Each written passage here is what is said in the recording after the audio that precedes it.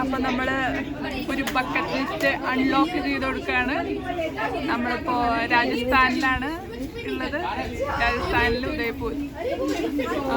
ഉദയ്പൂരിലിപ്പോൾ നമ്മൾ വന്നിരിക്കുന്നത്.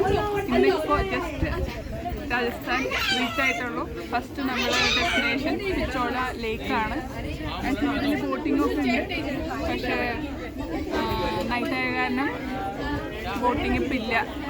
5 o'clock ആകുമ്പോഴേക്കും ബോട്ടിങ് ആർക്കും പോലെ. പക്ഷെ അത് നടന്നു കാണാൻ കുറേ ഉണ്ട്. പിന്നെ ഇവിടുത്തെ പ്രത്യേകത എന്ന് പറഞ്ഞാൽ ഓരോ ഹോട്ടലും കൊട്ടാരം പോലെയാണ്.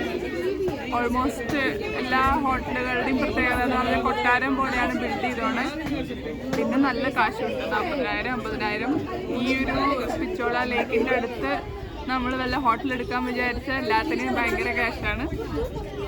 പക്ഷെ നമ്മൾ ഇതിനനുസരിച്ച് നമ്മൾ ചെറിയൊരു ഹോട്ടൽ കണ്ടുപിടിച്ചപ്പോൾ ഹോട്ടൽ കണ്ടുപിടിക്കാൻ കുറച്ച് ബുദ്ധിമുട്ടുണ്ടായിരുന്നു. അങ്ങനെ ഫസ്റ്റ് കുറേ കാലത്ത് ആഗ്രഹമായിരുന്നു രാജസ്ഥാൻ വരണം എന്നുള്ളത്.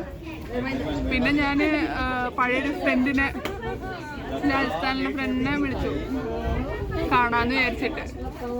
അപ്പോഴാണ് മനസ്സിലാവണത് ഉദയ്പൂരിൽ നിന്ന് അവരുടെ സ്ഥലത്തേക്ക് പോകാൻ വേണ്ടിയിട്ട് 7-8 മണിക്കൂർ ജേണി വീണ്ടും ഉണ്ട് അത്. അപ്പോൾ പിന്നെ ആ ഒരു പ്ലാൻ ക്യാൻസൽ ചെയ്തു. ഇനി നാളെ കുറച്ച് സ്ഥലം 2-3 സ്ഥലം കാണാൻ പറ്റുള്ളൂ. ഇവിടെ ഡിസ്റ്റൻസ് ഭയങ്കര, ഓരോ സ്ഥലങ്ങളും കാണാൻ വേണ്ടിയിട്ടുള്ള ഡിസ്റ്റൻസ് ഭയങ്കര കൂടുതലാണ്.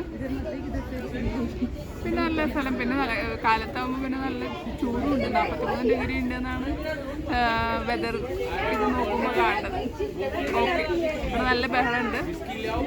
ഇനി ഞാൻ ഈ രാത്രിയിൽ കാണിക്കാൻ പറ്റുന്ന സംഭവങ്ങൾ ഞാൻ വീഡിയോയിൽ കാണിക്കുന്നതായിരിക്കും. ഓക്കെ.